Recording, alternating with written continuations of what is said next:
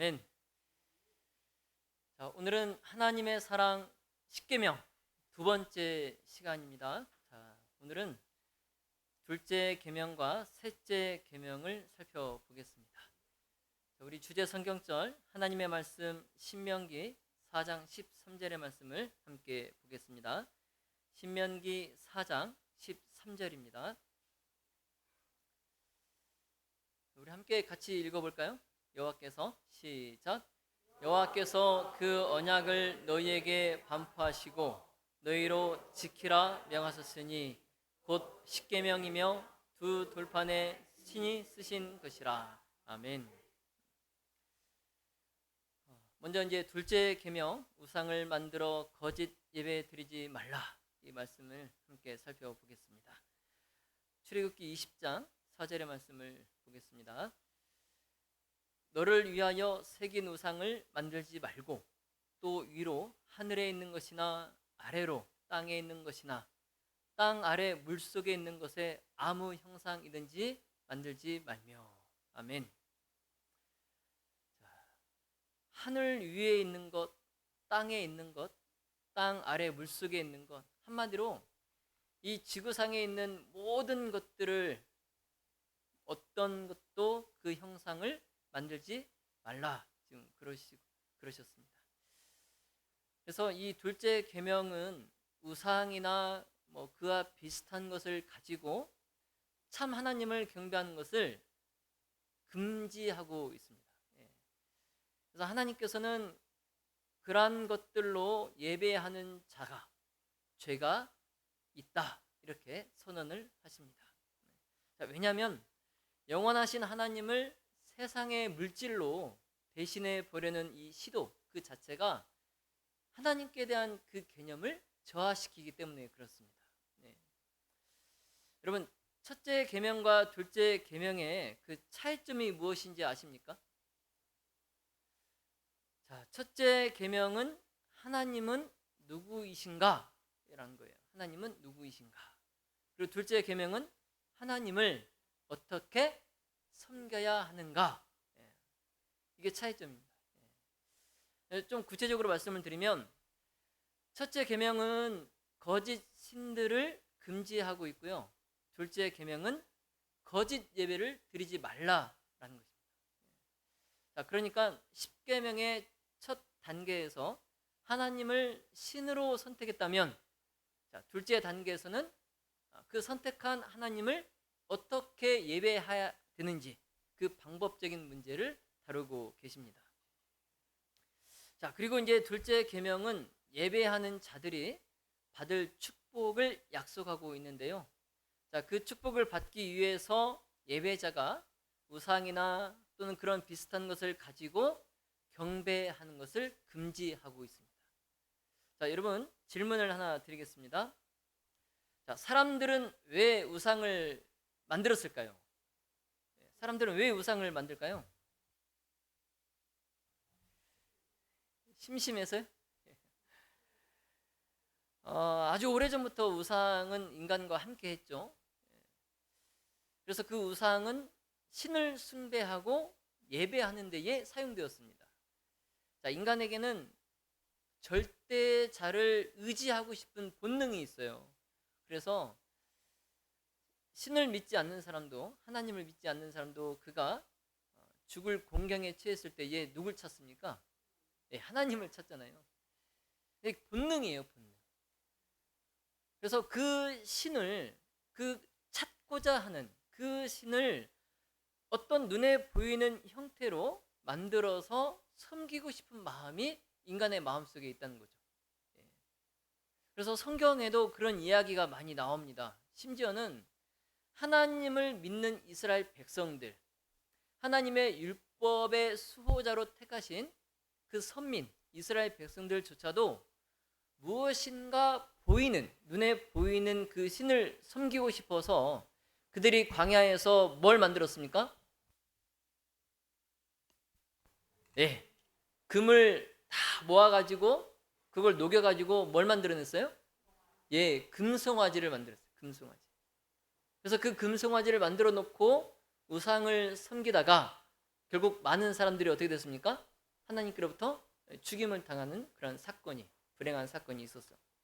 그래서 호세아 8장 4절로 6절에 보시면 저희가 또 그 금으로 자기를 위하여 우상을 만들었나니 파멸을 이루리라. 참신이 아니니 사마리아의 송아지가 부서뜨리우리라. 자, 이 말씀에서 보듯이 우상 숭배가 어리석은 이유가 뭐냐면 이 우상은 다만 인간 기술로 만들어낸 결과물이에요. 그렇죠? 예, 결국엔 인간이 손으로 만들어낸 겁니다. 예, 그래서 사람보다 열등하고 그 사람을 구원할 능력이 없기 때문에 이 우상 숭배를 어리석다라고 하는 거예요. 그래서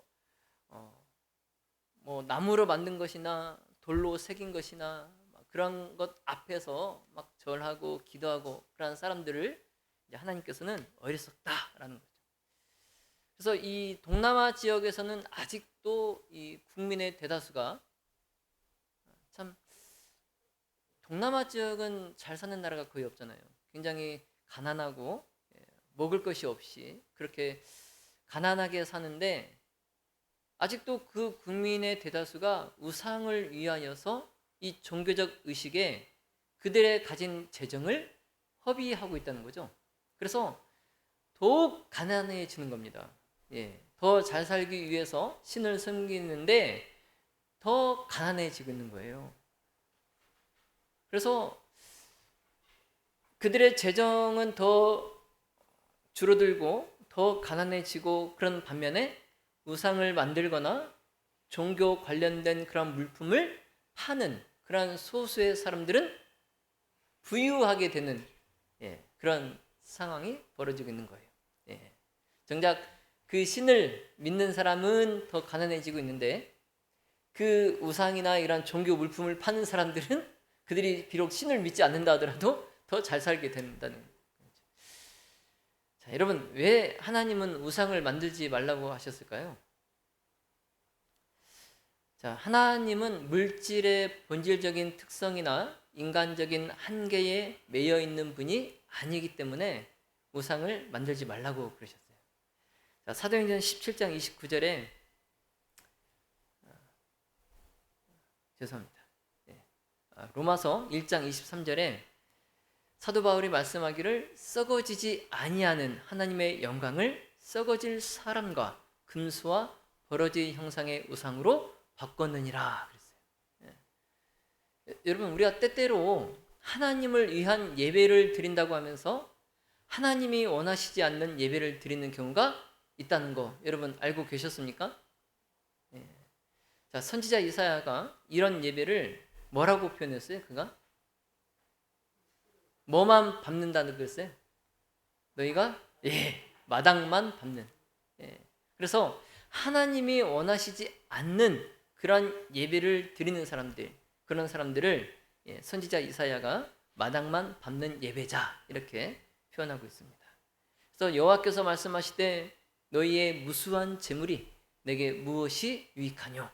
나는 수양의 번제와 살찐 짐승의 기름에 배불렀고 나는 수송아지나 어린 양이나 수염새의 피를 기뻐하지 아니하노라. 너희가 내 앞에 보이러 오니 그것을 누가 너에게 요구하였느냐? 내 마당만 밟을 뿐이니라. 참 이스라엘이 참 많은 재물을 가져와서 하나님께 열심히 제사를 드렸는데 하나님은 그들에게 말씀하시기를 마당만 밟고 갔을 뿐이다 이렇게 말씀하시죠. 자, 그렇다면 여러분, 하나님이 원하시지 않는 예배는 무엇일까요? 하나님이 원하시지 않는 예배. 자, 그것은 하나님을 잘못 알고 자기 방법대로 섬기는 예배입니다. 즉 하나님께 물어보지도 않고 하나님의 뜻을 생각해 보지도 않고 하나님을 그냥 자기 생각과 경험과 방법으로 판단해서 드리는 예배, 이 예배를 하나님께서 원하시지 않는 거예요. 그래서 구약의 백성들은 하나님께 예배할 때에 강제로나 또 억지로 또는 두려움으로 그리고 고행하듯이 그렇게 보여주기식의 예배를 드리거나 또 하나님을 무서운 분이나 또 인간처럼 재물을 좋아하는 분으로 그들이 잘못 알고 있었기 때문에 그들이 그 예배를 잘못된 예배를 드리는 것이 흔한 일이었어요. 흔한 일. 예. 자, 그러나 진정한 예배자는 하나님을 사랑하는 자입니다. 예. 다시 말씀드리면 우리가 드리는 예배는 하나님을 사랑한다는 것을 드러내는 예배가 되어야 한다는 거예요. 예. 여러분, 사랑을 눈으로 볼 수 있습니까? 사랑이 눈에 보이나요? 여러분, 아내들이 이제 남편들에게 나를 사랑하냐고 막 그러면 남편들이 뭐라고 합니까? 그걸 꼭 말로 해야 알아? 막 이러잖아요. 네, 모르죠. 눈에 보이지 않는데 어떻게 합니까? 사랑을 표현을 해야 되는데 그걸 꼭 말로 해야 알아? 사랑은 눈에 보이지 않습니다. 표현을 해야 알 수 있어요. 근데 어떻게 알 수 있는 방법이 있냐? 상대의 태도와 행동을 통해서 그 사랑을 알 수 있어요. 예. 그래서 하나님도 그러십니다. 하나님은 우리의 예배자의 마음과 태도와 행동을 통해서 우리가 하나님을 얼마나 사랑하는지를 아시는 거예요. 예. 예수님은 하나님은 영이시니 예배하는 자가 신령과 진정으로 예배할지니라 말씀하셨잖아요. 그래서 하나님은 우리의 마음을 원하십니다. 자, 둘째 계명은 우리가 살펴본 것처럼 진정한 예배자는 내 계명을 지키는 자, 곧 하나님의 계명을 뭐하는 자에 순종하는 자. 이게 바로 진정한 예배자. 자, 따라서 참 예배자는 하나님의 계명을 순종하는 삶을 사는 사람이다. 이렇게 말씀드릴 수 있습니다. 자, 그러므로 십계명의 요약, 그것은 내 이웃을 내 몸과 같이 사랑하라. 이게 십계명의 요약이에요. 그래서 하나님의 법을 잘 따르는 자요, 또한 참 예배자의 모습이 바로 내 이웃을 사랑하는 사람. 자, 만약 어떤 사람이 내 이웃을 사랑하라는 그 하나님의 말씀에 순종하지 않으면서 예배에만 열심이라면 교회에서는 참 예배자의 모습이지만 일상생활에서는 그가 예배와 거리가 먼 거예요. 예. 그래서 예수님은 뭐라고 하셨어요? 기도를 드리다가도 형제의 마음을 아프게 한 일이 생각나거든 어떻게 하라고 했어요? 돌아가서 화해하고 오라. 예, 그러셨잖아요. 그렇죠? 예, 돌아가서 화해하고 오라. 자, 우리가 또 이제 기억해야 될 것이 출애굽기 20장 6절입니다. 자, 나를 사랑하고 내 계명을 지키는 자에게는 천대까지 은혜를 베푸느니라.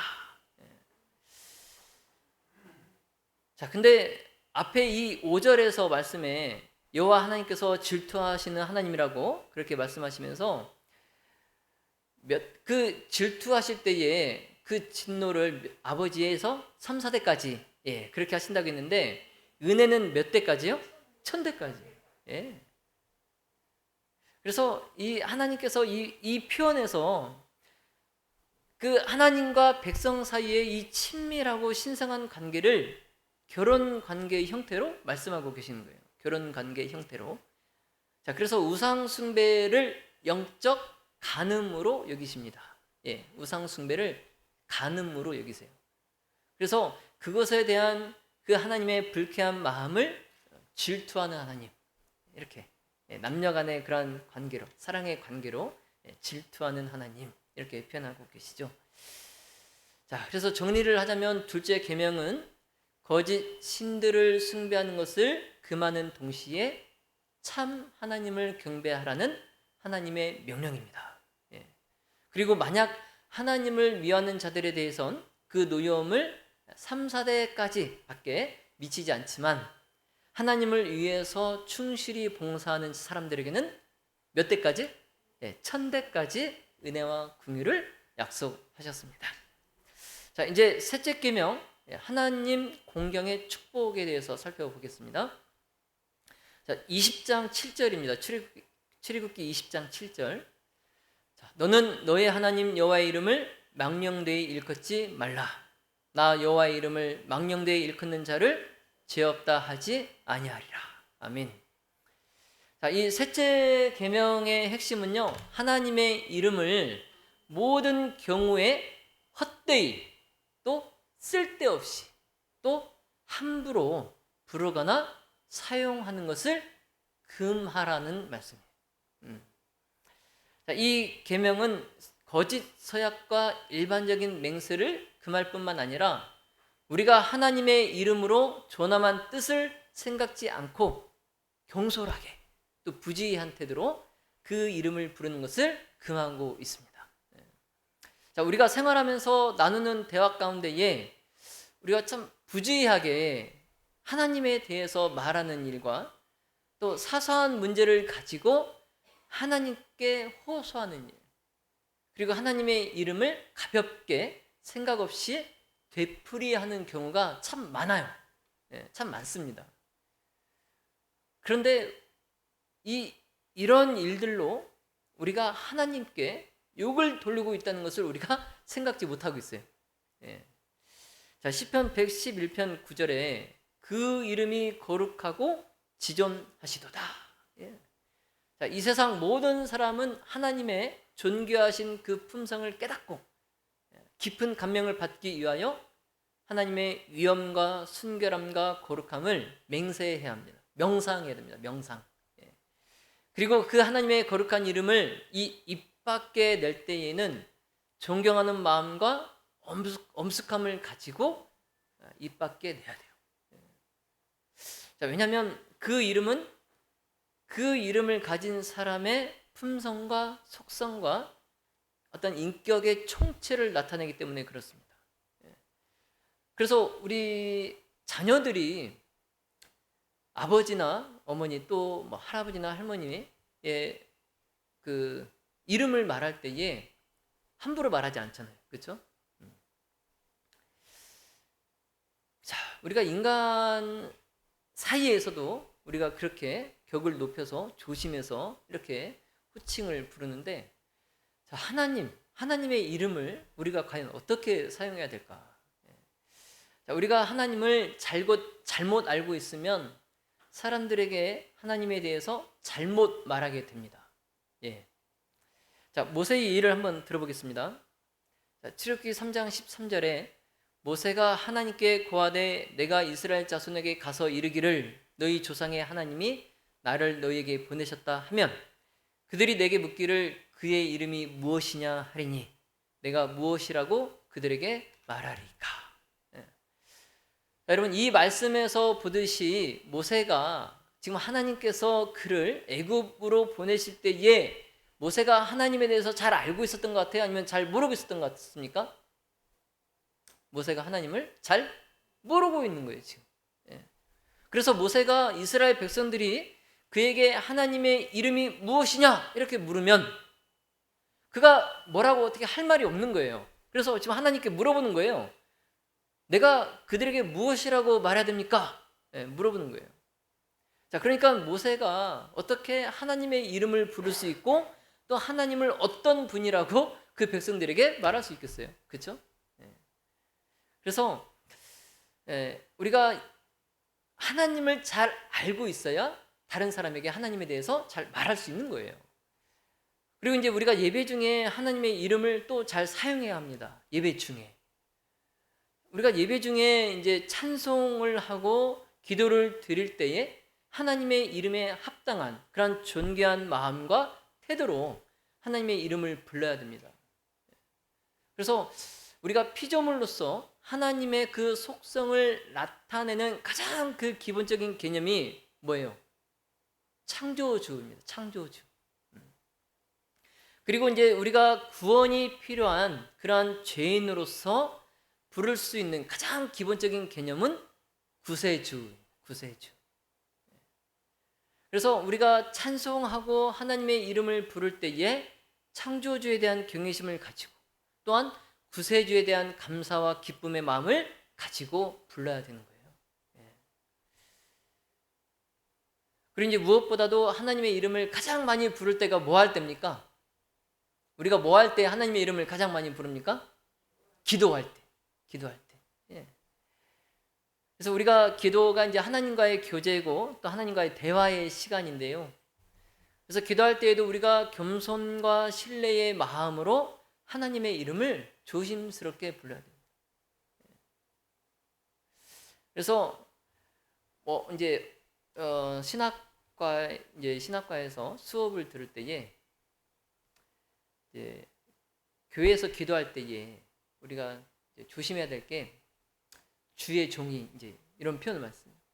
주의 종이 근데 주의 종이라는 표현보다는 좀 주님의 종 이렇게 하는 게 더 격이 있다. 그렇게 말씀을 하시더라고요. 그러니까 우리가 쉽게 그냥 그렇게 하나님의 호칭을 그냥 가볍게 그렇게 부르는 거죠. 주님의 종이 이렇게 주의 일을 주님의 일을. 그래서 우리가 이런 기본적인 훈련, 이런 교육이 중요한 거예요. 다 알고 있는 거지만 이런 기본적인 훈련과 교육이 되어 있어야 돼요. 그래야 우리가 부지 중에 우리가 참람죄를 범하지 않는 겁니다. 이제 우리가 이런 것들을 그냥 간과하게 되면요, 유선적인 그리스도인이 된 위험에 빠진 유선적인 그리스도인. 그래서 우리가 경계해야 됩니다. 이런 잘못을 경계해야 됩니다. 그래서 지금부터라도 내가 하나님의 이름을 그냥 생각 없이 그렇게 부르는 습관이 있다면 고쳐야 됩니다. 우리 아무 일도 아닌 거예요. 그냥 아이고 아버지 하나님 막 이런 거. 아무것도 없는. 그냥 바퀴벌레 보고도 그냥 아이고 아버지 하나님 주여 이거 그때는 홍키파나 바퀴벌레 잡는 걸 찾아야지 하나님은 찾는. 하여튼 우리가 그런 습관이 있다면요 고쳐야 됩니다. 하나님을 예배하는 사람이 예배 중에 하나님을 찬양하고 그러면서 다시 일상 대화 중일 때는 교회나 또 지도자들에 대해서 비평의 말을 한다면 이런 사람은 하나님의 이름을 더럽히고 있는 거예요. 그래서 정말 우리가 조심해야 될 거는 교회나 교단 그리고 교회 지도자들을 합회 지도자들을 우리가 비평을 하면 안 됩니다. 누굴 비평하는 거예요? 하나님을 비평하는 거예요. 그래서 그리스도인은 언제든지 어떤 장소에서든지 하나님의 이름을 존귀히 여기는 그리스도인이 되어야 합니다. 자, 셋째 계명과 관련해서 이번에 유대인들의 예를 한번 들어보겠습니다. 유대인들이 여호와의 이름을 망령되이 일컫지 말라, 이 십계명의 셋째 계명, 이 셋째 계명을 엄격하게 준행하려고 하나님의 이름을 잘 사용하지 않습니다. 하나님의 이름을 잘 사용하지 않아요. 그래서 야훼 있잖아요. 야훼.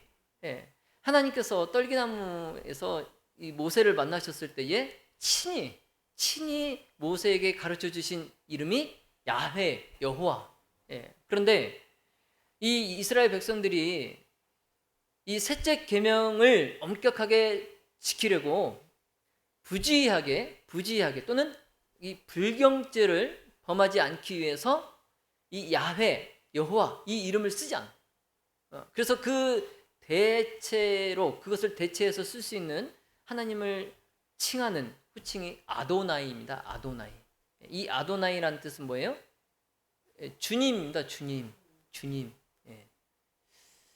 자, 그런데 우리가 바르게 이해해야 할 것은 이 셋째 계명은 앞에서 우리가 살펴본 대로 하나님의 이름을 잘못 사용하는 것을 금하는 법이지, 아예 그 이름을 그냥 어길까봐, 이 법을 셋째 계명을 어길까봐 아예 그 이름을 두려워서 사용하지 말라는 뜻이 아닙니다. 지금 이스라엘 백성들은 잘못 지금 이거를 받아들이고 있는 거예요. 그래서 하나님의 이름을 그 의미에 맞게 경외심을 가지고 조심스럽게 사용하라는 뜻입니다. 그래서 그리스도인이 이제 또 하나님의 이름을 사용할 때에 그리스도의 명령을 따라서 세상 땅 끝까지 가서 모든 민족에게 복음을 전할 때에 또 하나님의 이름을 사용하게 됩니다. 그래서 복음 전도에는 크게 두 가지 방법이 있어요. 자, 첫 번째는 선포적 복음 전도입니다. 그리고 두 번째는 참여적 복음 전도예요. 예. 그래서 먼저 이 선포적 복음 전도는요, 기회가 될 때마다 대중 앞에서나 또 뭐 어떤 개인 앞에서 내가 말로써 복음을 전하는 거, 이게 선포적 복음 전도예요.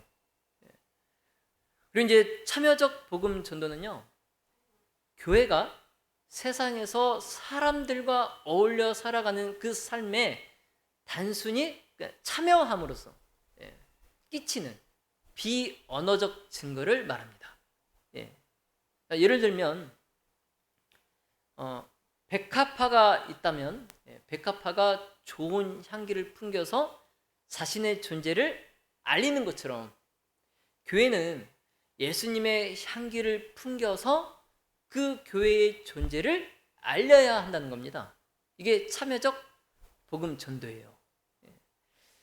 자, 그래서 이 참여적 복음 전도 방법은 하나님에 대해서 한마디도 하지 않지만, 예수 믿으세요 이렇게 말은 하지 않지만, 이 백합화의 그 향기처럼 그 사람의 관심과 주목을 끌게 할 수 있는 그러니까 나의 말과 행동과 삶 속에서 그리스도의 향기가 뿜어져 나와야 돼요.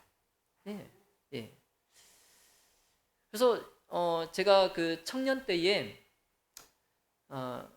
익산 중앙교회 출석할 때에 그 원광대학교 학생이 있었어요. 우리 교회 청년회. 근데 그 원광대학교 학생이 학생 식당에서 식사를 하는데 식판에 돼지고기가 나왔는데 돼지고기를 담지 않는 거예요. 근데 옆에 줄 서고 있던 여학생이 너무 이게 궁금했던 거죠. 건장한 청년이 그 맛있는 돼지고기를 안 먹고 지나가니까. 그래서 그 여청년이 교회에 나와서 침례까지 받았어요. 그러니까 하나님 한마디도 안 했는데 이제 그런 모습으로 그렇게 침례까지 받도록 했습니다. 그래서 우리가 그리스도인이라면 먼저 내가 복음을 말로 꺼내기 전에 그 사람이 내게 와서 혹시 그리스도인이십니까? 이렇게 물어보게 해야 될 정도로 우리가 그렇게 살아야 된다는 거죠. 누가 와서 나에게 그리스도인이십니까? 교회 다니십니까? 이렇게 물어볼 정도로. 그래서 이것을 위해서 이 선포적 복음 전도는 또는 뭐 참여적 복음 전도든 중요한 건 뭐냐면 이 복음을 전하는 전도자의 태도와 행동과 그의 삶이에요. 그래서 사람이 말보다 더 큰 영향을 끼치는 건 뭐예요? 태도와 행동이에요. 태도와 행동. 그래서 100마디 말보다 친절과 배려와 용서와 정직, 명랑, 사랑, 이러한 태도를 통해서 하나님에 대해 더 잘 말할 수 있다는 겁니다. 자, 또한 우리가 사람들을 대할 때 감사와 희망의 말을 많이 사용하고 친절과 배려의 마음을 보여주고 너그럽고 포용하는 그러한 봉사의 삶을 산다면 하나님에 대한 그보다 더 강력한 증인이 없다는 겁니다.